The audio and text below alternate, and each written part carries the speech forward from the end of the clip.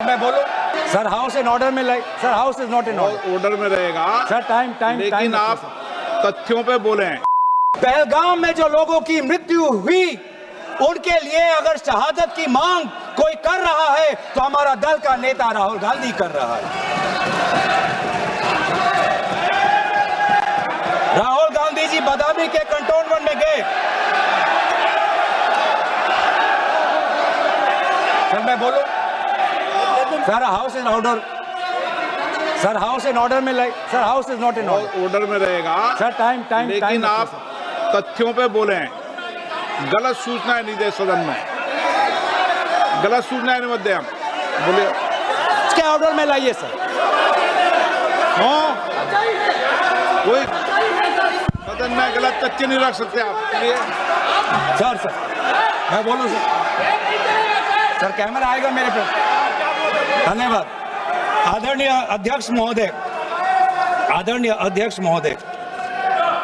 अब बात आती है ऑपरेशन सिंदूर की। आज मैं राजनाथ सिंह जी का भाषण सुन रहा था। मुझे पता नहीं चल रहा था कि राजनाथ सिंह जी जो भाषण दे रहे थे वो किस समय का उजागर कर रहे थे।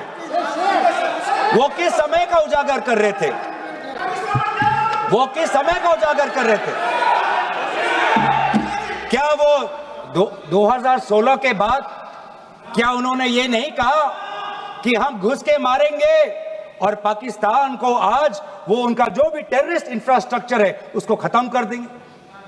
वही बातें तब की, वही बातें पुलवामा की बात की कि पुलवामा के बाद आज हमारे लड़ाकू जहाज अब गए हैं। अब पाकिस्तान अब कभी भी भारत पर उंगली नहीं दिखा सकता। और उसके बाद आज दोबारा वही बातें कर रहे हैं। कि हम घुस के मारे, हमने ये किया, फलाना किया। और ये अब भी कह रहे हैं कि ऑपरेशन सिंदूर कंप्लीट नहीं हुआ, अधूरा है, क्योंकि कल को जाके दोबारा पाकिस्तान कर सकता है। ये खुद कह रहे हैं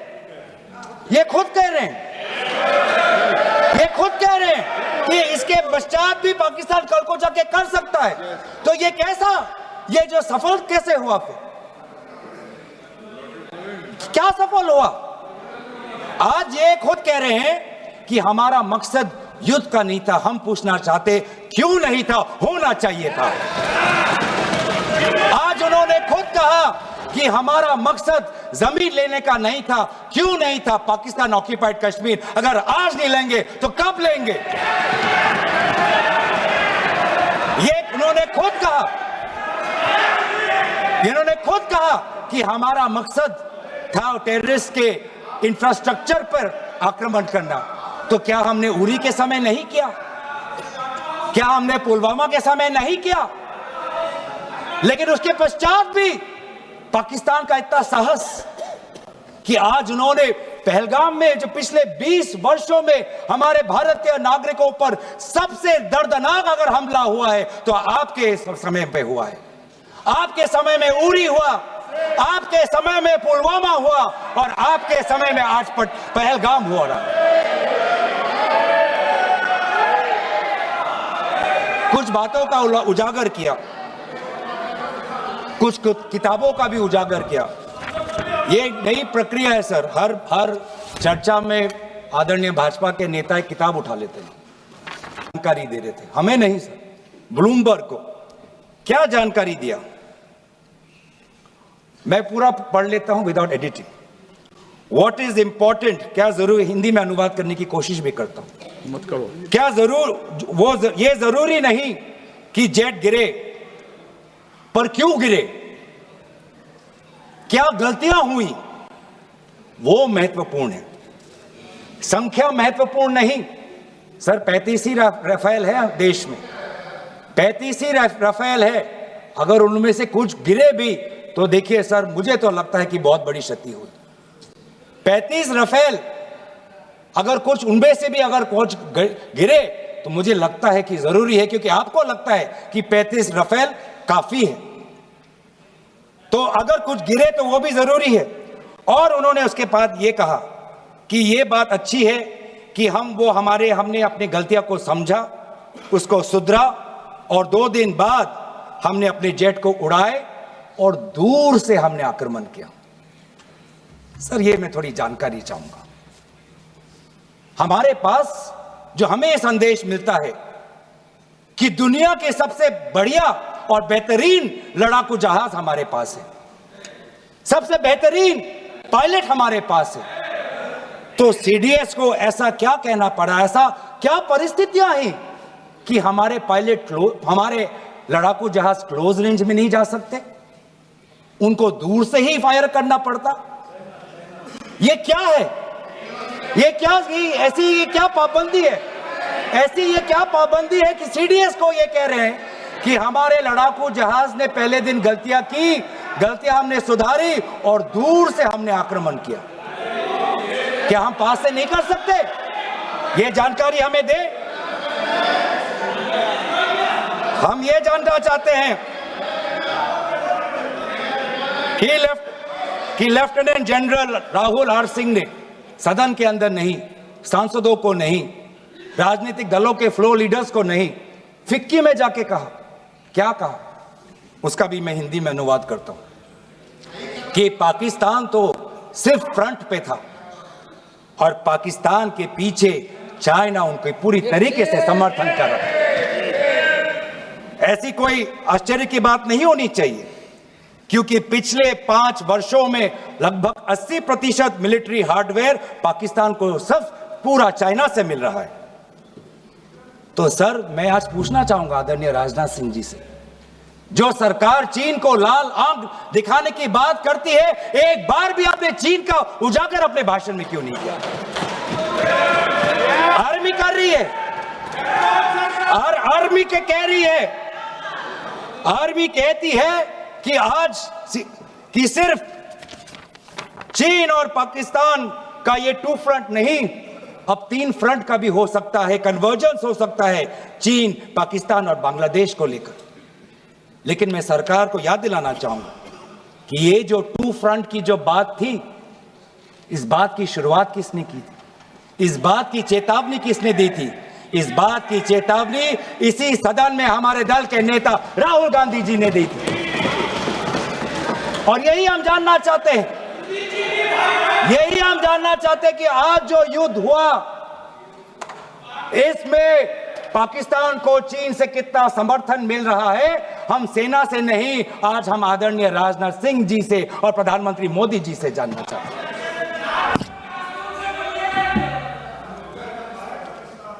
और सर, इंडोनेशिया में जो डिफेंस अटैचे है, उसने तो ताज्जुब की बात कह दी।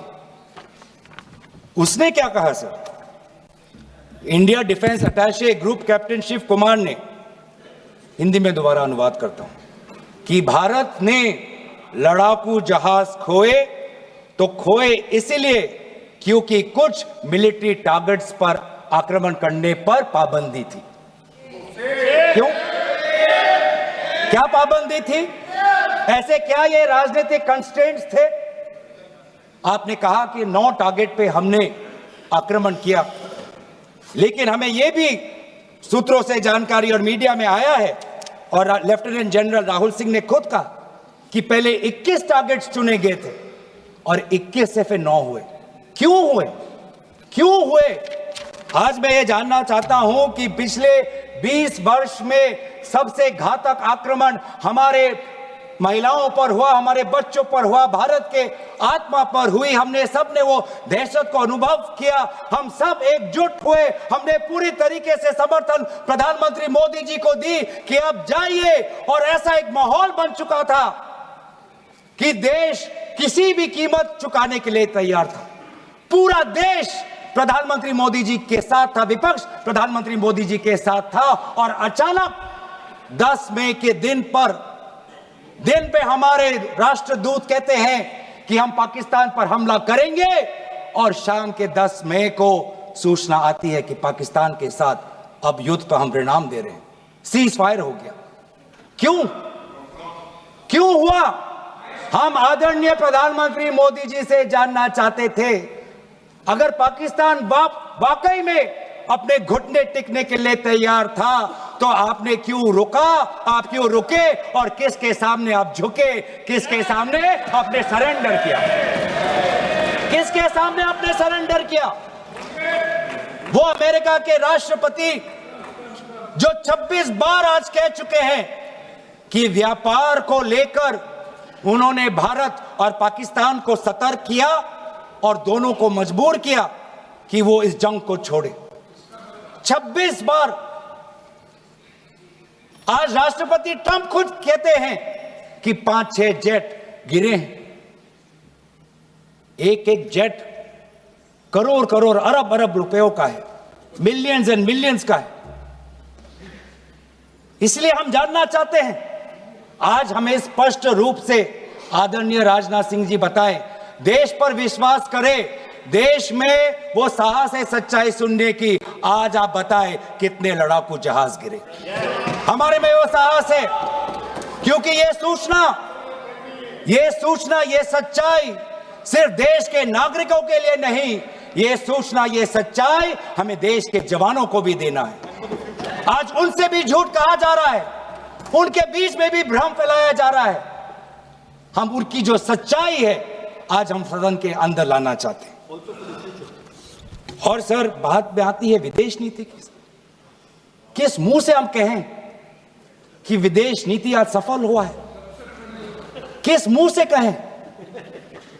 ये आदरणीय राजनाथ सिंह जी, शंगीला में जो डायलॉग हुआ, उस डायलॉग में जो ड्राफ्ट जो आया, जिसको भारत सरकार ने नकारा, वो ड्राफ्ट बनाने में हमारे ही कुछ सहयोगी देश थे, जिनका नाम मैं नहीं लेना चाहूंगा। लेकिन ऐसे देश जिसको हम परंपरागत दोस्त हम मानते हैं, ट्रेडिशनल एलाइज मानते हैं, आज उन्होंने भी इंडिया और पाकिस्तान को हाइफिनेट कर दिया। और आप ये शब्दों के खेल से आप खुश हो कि ब्राजील के डॉक्यूमेंट में पाकिस्तान, ये जम्मू कश्मीर का, पाकिस्तान का भी नहीं, ब्राजील के डॉक्यूमेंट में सिर्फ जम्मू कश्मीर में जो दहशतगर्दी हुई उसी की निंदा हुई, पाकिस्तान की निंदा नहीं हुई। पर आप उससे खुश हो? अगर आप उससे खुश हो तो मैं जानना चाहूंगा, जो $1 बिलियन का आर्थिक सहायता IMF ने दिया पाकिस्तान को, उस पर आपको क्या कहना है? हम जानना चाहेंगे, जो ADB एशियन डेवलपमेंट बैंक से 800 मिलियन का आर्थिक सहायता जो मिलेगा पाकिस्तान को, आज आप भारत उस पे क्या रवैया? वर्ल्ड बैंक का जो $40 मिलियन आ रहा है, और ये पैसा किसको जाएगा सर? पाकिस्तान की नेतृत्व उनकी जनता या उनकी चुनी हुई सरकार नहीं, पाकिस्तान की सरकार का जो रिमोट कंट्रोल है वो पाकिस्तान की सेना के पास है। तो ये सारा पैसा वहीं जाएगा जहां पर हमने मिसाइल गिराई। तो क्या इतना भी हम नहीं कर पाए? क्या इतना भी ताकत नहीं? क्या इतना भी विश्व गुरु में लोगों का विश्वास नहीं, देश अंतर्राष्ट्रीय नेताओं का विश्वास नहीं कि IMF का एड ना जाए पाकिस्तान के पास, वर्ल्ड बैंक का एड ना जाए पाकिस्तान के पास, ADB का एड ना जाए पाकिस्तान के पास? आप में इतना भी ताकत नहीं कि एक देश ने पाकिस्तान को टेरर स्टेट का दर्जा नहीं दिया। एक देश ने आज FATF financial action task force में, जिससे बहुत नियंत्रण पाकिस्तान पे पड़ती थी, आज उससे वो 2022 में निकल आई ग्रे लिस्ट में। क्या वो डालेंगे? तो इसीलिए आज हम ये मांग करते हैं कि सरकार अब डरिए मत, सच्चाई से डरिए मत। उस दिन भी देश सरकार के साथ दहशतगर्दी के खिलाफ खड़ा था, विपक्षी दल सरकार के साथ खड़े हैं, और आज भी दहशतगर्दी के खिलाफ सच्चाई के पक्ष में देश और विपक्ष आज सरकार के साथ। आप हमें अपना दुश्मन ना समझे, हम सरकार के दुश्मन नहीं हैं, हम अपने देश के पक्ष में बोल रहे हैं, जवानों के पक्ष में बोल रहे हैं। पर आप हमें कृपया सच्चाई देने का हमें वो सम्मान दीजिए। सच्चाई सुनने का अधिकार हमारा है, और जितने बार आप झूठ और भ्रम फैलाएंगे हम उतनी बार आपको पूछते जाएंगे कि आपने क्या किया। और इसीलिए आज मैं खड़ा हूं। अपेक्षा बहुत की थी कि पहलगाम का उजागर होगा, आदरणीय गृह मंत्री नैतिक जिम्मेवारी लेंगे, राष्ट्रीय सुरक्षा सलाहकार नैतिक जिम्मेवारी लेंगे और प्रधानमंत्री मोदी जी कहेंगे क्यों उन्होंने ऑपरेशन सिंदूर जो अंतिम अंजाम था। हमें तो मीडिया में सुनते हुए ऐसा लगा कि हम कराची में उठेंगे। मीडिया में हमारे भारत की मीडिया जो जिनको सूचना आपसे ही मिलती है, उनका ये सुनने में लगा कि आज तो हम फतह करके ही रहेंगे, लेकिन पता चला कि नहीं, कहीं ना कहीं हमारे पैर डगमगा गए और जो अंतिम परिणाम था उससे पीछे हम हट गए। हमें पीछे नहीं हटना, हमें आगे बढ़ना है सच्चाई के साथ, लोकतंत्र के पक्ष में। इन्हीं बातों के साथ मैं अपना पक्ष समाप्त करता हूं। धन्यवाद। जय हिंद। इन्होंने खुद कहा कि हमारा मकसद था टेररिस्ट के इंफ्रास्ट्रक्चर पर आक्रमण करना। तो क्या हमने उरी के समय नहीं किया? क्या हमने पुलवामा के समय नहीं किया? लेकिन उसके पश्चात भी पाकिस्तान का इतना साहस कि आज उन्होंने पहलगाम में जो पिछले 20 वर्षों में हमारे भारतीय नागरिकों पर सबसे दर्दनाक अगर हमला हुआ है तो आपके समय पे हुआ है। आपके समय में उरी हुआ, आपके समय में पुलवामा हुआ और आपके समय में आज पहलगाम हो रहा है।